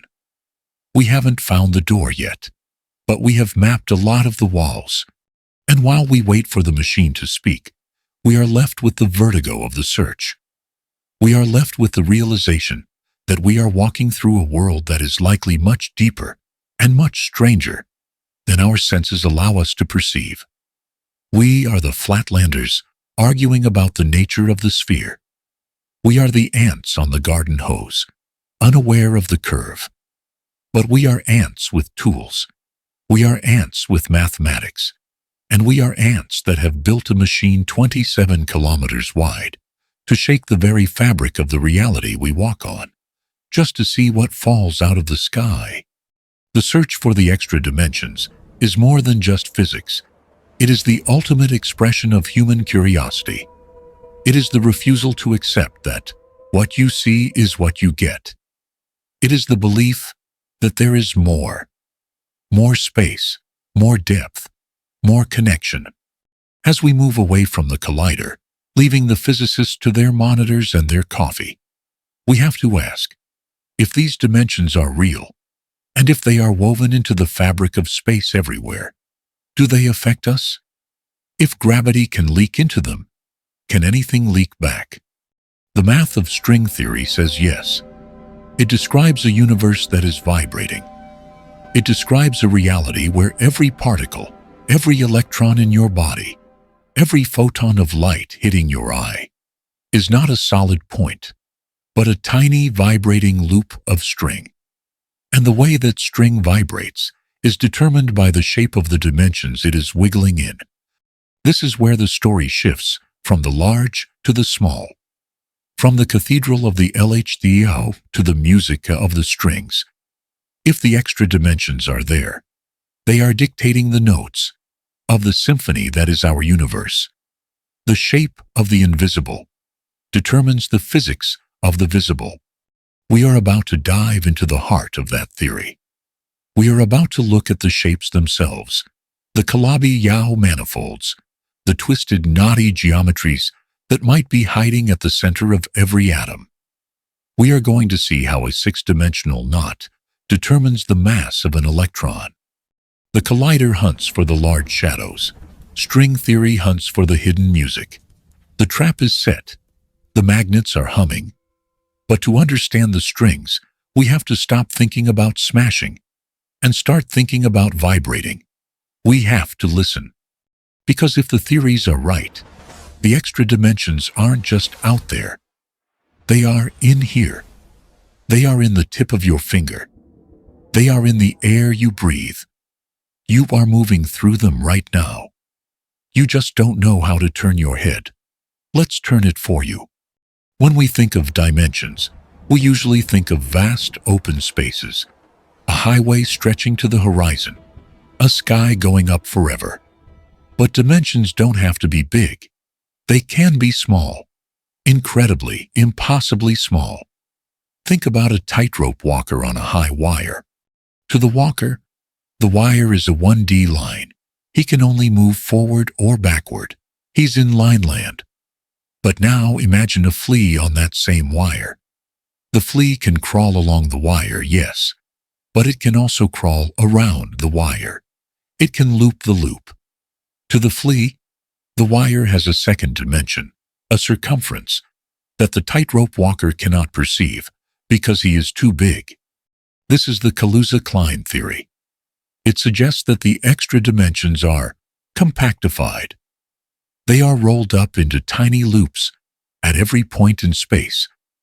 Imagine that at every single point in our 3D universe, in the space between your eyes, in the vacuum of space, inside the proton, there is a tiny 6-dimensional knot, a little ball of extra geometry. You can't see it because you are the tightrope walker. You are too big. But the particles that make you up, the electrons, the quarks, they are the fleas. They feel that extra dimension. They circulate around it. And the way they move through those hidden loops determines what they are. This is the beautiful, mind-bending promise of the next stage of our journey. We are going to explore how the geometry of the invisible sculpts the reality of the visible. We are going to see how the extra dimensions might be the DNA of the cosmos, the hidden code that tells the universe how to be a universe. The LHC is looking for the door. String theory is trying to read the blueprints of the house. So, keep your mind open. Keep that image of the tesseract rotating in your head. The shadow is shifting. The shape is changing. And we are just beginning to understand what is casting it. The hunt continues. And the deeper we go, the stranger it gets. You are not just an observer in this universe. You are a complex, vibrating structure, interacting with dimensions you cannot see. You are a shadow of a higher reality. And piece by piece, we are learning to look back at the source of the light. Let's follow the string. Let's follow the string. When we left off, we were standing at the precipice of the subatomic world, watching the fundamental particles of our universe resolve into vibrating strands of energy. We established that the math of string theory, the leading candidate for the theory of everything, simply collapses unless we grant it more room to breathe. It demands 10, perhaps 11 dimensions to function. But this leads us to a frustration that has plagued physicists for decades. If these dimensions are real, if they are the scaffolding of existence, where are they? Why is it that when you look up at the night sky, or down at your own hand, you only see length, width, and depth? For a long time, the standard answer was that these extra dimensions were shy. They were compactified, rolled up so tightly into tiny geometric knots at the Planck scale that no machine we could ever build would be small enough to enter them. We were told they were hidden by their size. But there is another possibility, a possibility that is far more radical and, frankly, far more unsettling. What if the extra dimensions aren't small? What if they are huge? What if they are infinite? What if the reason you cannot see the fourth spatial dimension isn't because it is too small, but because you are physically incapable of looking in that direction? This brings us to one of the most thrilling and haunting concepts in modern cosmology. It is a theory that takes the cold mathematics of high-energy physics and turns our universe into something resembling a ghost story. It suggests that right now, as you sit there reading this, there could be another universe less than a millimeter away from your face. Welcome to the brain world. To understand this, we have to return to a mystery we touched on earlier, a mystery that keeps physicists awake at night. It is called the hierarchy problem. It is the embarrassing discrepancy between the forces that govern our reality. Think about a simple refrigerator magnet. It's a tiny piece of metal, barely the size of a coin. When you stick it to your fridge, what is actually happening? The entire planet Earth, all 6 septillion kilograms of rock, iron, and magma, is pulling down on that magnet with the full force of gravity. The entire planet is trying to drag it to the floor. And yet, that tiny magnet wins. It clings to the door, defying the gravity of an entire world with ease. That shouldn't happen. In the standard model of physics, forces should be roughly comparable. But gravity is the outlier. It is the weakling of the family. The electromagnetic force is approximately 10 to the power of 39 times stronger than gravity. That is a 1 followed by 39 zeros. To give you a sense of scale, that is the difference between the weight of a single molecule of DNA and the weight of the entire Milky Way galaxy. Why is gravity so pathetic? Why is it so much weaker than the forces that hold your atoms together? For years, this was just accepted as a brute fact of nature. But in 1999, physicists Lisa Randall and Raman Sundram proposed a solution that shook the foundations of the field. They suggested that gravity isn't actually weak. They suggested that gravity appears weak to us because it is leaking. Imagine you are in a room with a loudspeaker blasting music. It's deafening. But then you walk into the next room and close the door. The music is muffled. It sounds weak. Is the speaker broken? No. The sound waves are simply being blocked, or they are spreading out into a space you aren't occupying. Randall and Sundram theorized that gravity is leaking out of our universe and into an extra higher dimension that we cannot see. It is diluting itself into the bulk. This brings us to the core metaphor of this chapter, the concept that changes everything, the brain. In M theory, our entire universe, every star, every galaxy, every atom in your body is trapped on a 3-dimensional membrane, or brain, floating in a higher dimensional space called the bulk. Imagine a shower curtain hanging in a vast bathroom. The shower curtain is our universe. The bathroom is the bulk. Now, you might ask, if there are giant extra dimensions right next to us, why can't we just reach out and touch them? Why can't we step off the shower curtain? The answer lies in the nature of the strings themselves. Recall that in string theory, there are 2 kinds of strings, open strings and closed strings. Open strings look like snippets of thread, with 2 loose ends. These strings represent the particles of matter and light, quarks, electrons, photons. The mathematics of string theory dictates that the loose ends of these open strings are sticky. They must be attached to a brain. They are anchored. This is why you are trapped here. Every particle that makes up your body is an open string. Its endpoints are glued to this 3-dimensional slice of reality. You cannot leave the brain because you are woven into it. The same goes for light. Photons are open strings. They are stuck to the brain. That is why we cannot see the extra dimensions. Light cannot travel off the membrane to illuminate what is out there in the bulk. When you look out into the universe, you are looking along the surface of the shower curtain. You physically cannot look away from it. But gravity is different. According to the theory, the particle that carries gravity, the graviton, is a closed string.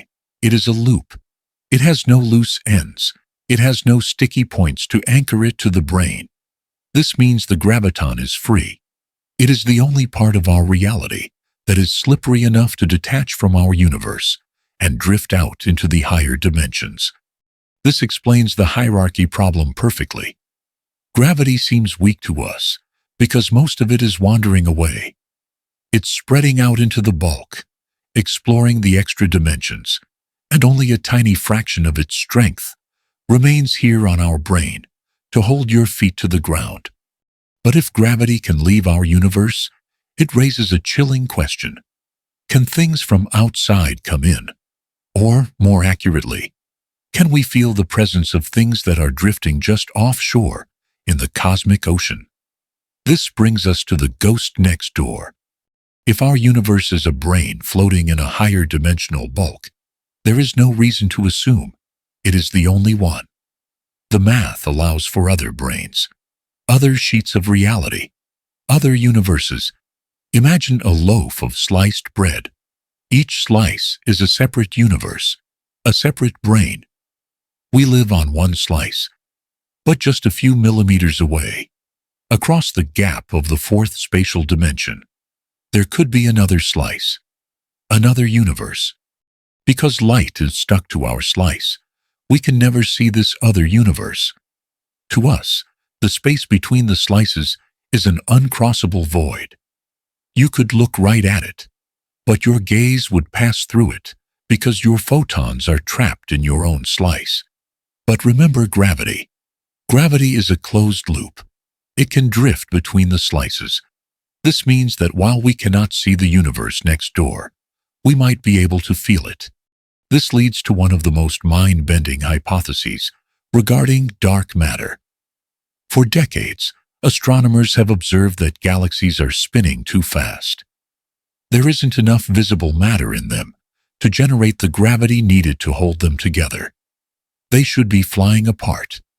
To explain this, science invented dark matter, an invisible substance that adds extra gravity. We've been hunting for this dark matter particle for years and found nothing. The brain world theory offers a different solution. A solution that doesn't require invisible particles, but invisible worlds. What if the dark matter we detect isn't matter in our universe at all? What if it is ordinary matter, stars, gas, planets, existing on a parallel brane, just a hair's breadth away from ours? Picture this. You are sitting in your living room, in the parallel brane, just an inch away in the fourth dimension. There is another star system. Because light cannot jump the gap, that star system is completely invisible to you. It is a ghost. But gravity can jump the gap. Gravity leaks, so you would feel the gravitational pull of that invisible star. You would measure a mysterious force, tugging at your reality, pulling on your atoms, influencing the rotation of your galaxy. You would call it dark matter. But it's actually the gravitational shadow of a neighbor you can never meet. Think of it like a radio. Our reality is tuned to a specific frequency, let's say 98.5 FM. Every atom you can touch, every photon you can see, is broadcasting on 98.5.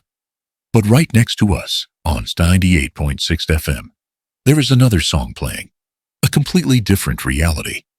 Because you are not a radio, you cannot tune in to 98.6. You can't hear the melody. You can't hear the lyrics. But gravity is like the bass. The bass is so low, so powerful, that it bleeds through the walls. It bleeds through the frequencies.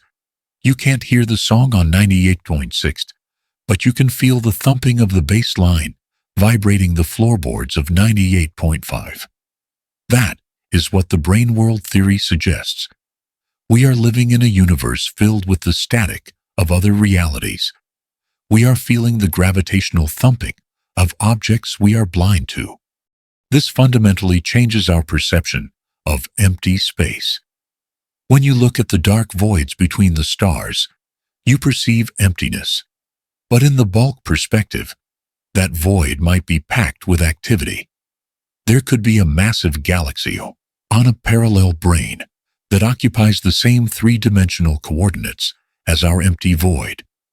To a being living in the bulk, a higher dimensional observer, our two universes might look like they are passing right through each other, like ghosts walking through walls, interacting only through the faint whisper of gravity. It is a humbling and terrifying thought. We often think of the unknown as being far away, at the edge of the cosmos, billions of light years distant. But this theory suggests the unknown is intimately close. It is closer than your skin. It is superimposed over your reality, separated only by a dimensional direction you cannot point to. This concept of the bulk, or hyperspace, recontextualizes everything we think we know about the Big Bang as well. In the Standard Model, the Big Bang was the beginning of everything. But in brain-world cosmology, the Big Bang might have just been a collision. Imagine two giant sheets on a clothesline, blowing in the wind. Every now and then, they slap together. The kinetic energy of that collision would ripple outward across the sheets. Some physicists, like Paul Steinhardt and Neil Turok, have proposed that our Big Bang was simply the moment our brain collided with another brain. They call this the akporotic universe. It implies that our universe wasn't created from nothing. It was born from a violent kiss between dimensions, and it implies it could happen again.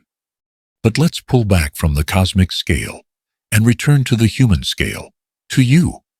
If this theory holds water, and the math suggests it does, it means that you are a shadow. Think about how a shadow works. A shadow is a two-dimensional projection of a three-dimensional object. When you walk down the street, your 3D body casts a 2D shape on the sidewalk. That shadow is a flattened, simplified version of you. It captures your outline, but it loses your depth. It loses the color of your eyes, the beat of your heart, the complexity of your mind. If we live on a brain, if we are trapped in 3 dimensions, while the true universe comprises 10 or 11, then we are effectively the shadows of a higher dimensional reality. We are the flat projections of a much richer, more complex object, existing in the bulk. This is where physics begins to sound like mysticism, but it is a conclusion driven by geometry. Plato described the allegory of the cave, where prisoners chained in a cave see only the shadows of puppets on the wall, and believe those shadows are the only reality. String theory and brain worlds are telling us that Plato was right. We are the prisoners.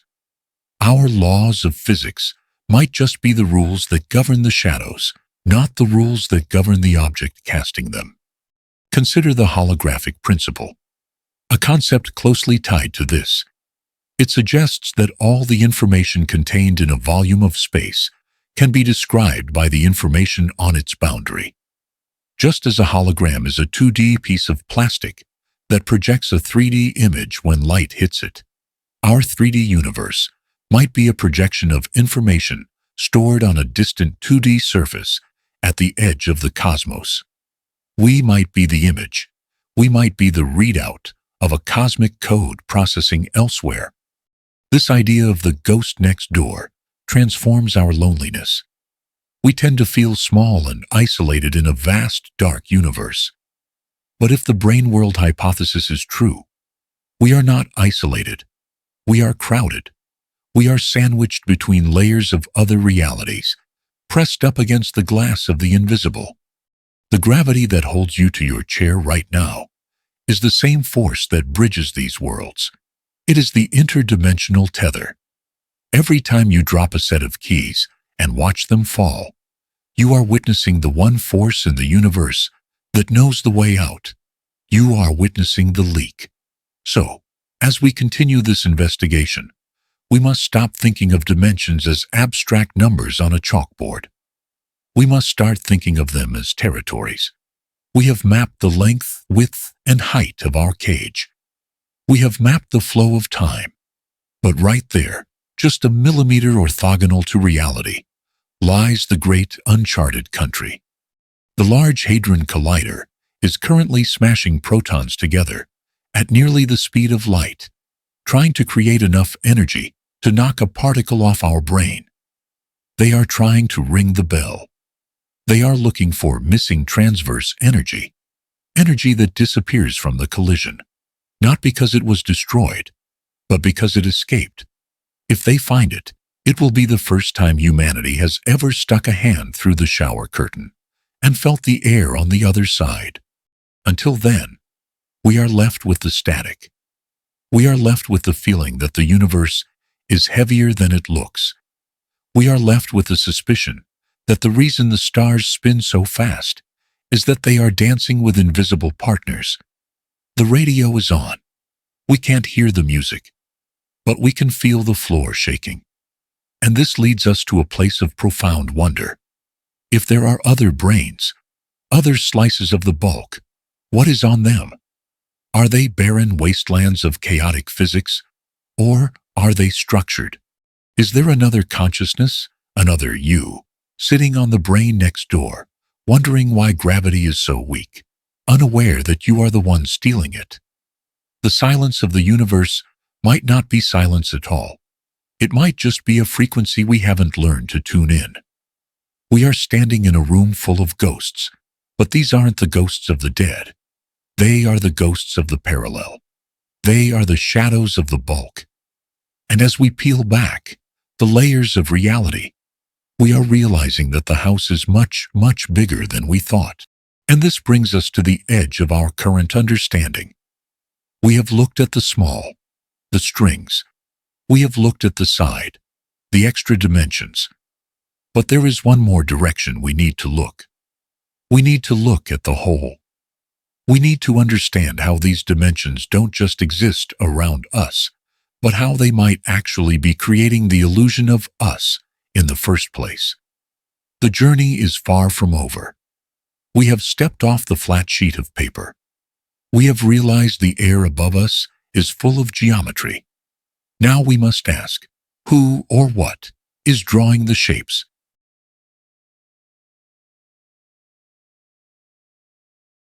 As you sit with this, as you try to visualize the slice of bread that is your universe floating in the dark, infinite kitchen of the bulk, I want you to ask yourself a question. It is a question that bridges the gap between the hard science of brains and the human experience of existence. If you could send a single message to the brain next door, knowing that it would be received by a civilization that is physically millimeters away from you, yet separated by an uncrossable dimensional gulf, what would you say? Would you warn them? Would you ask for help? Or would you simply say, "We are here"? Think about it. Because in a way, by studying this science, that is exactly what we are trying to do. We are knocking on the wall, hoping to hear a knockback. If this journey into the hidden architecture of reality has shifted your perspective, if it has made the room you are sitting in feel a little more mysterious, then you are already part of this exploration. Do me a favor. Go down to the comments and answer that question. What is your message to the universe next door? I want to read your theories. I want to see how your mind grapples with the ghost in the bulk. And if you want to keep peeling back these layers, if you want to go deeper into the enigma of time, space, and consciousness, make sure you are subscribed. Join us. We are building a community of curious minds, and there is plenty of room in the bulk for everyone. The universe is vast, but it is also incredibly close. Keep looking, keep wondering, and I'll see you in the next chapter.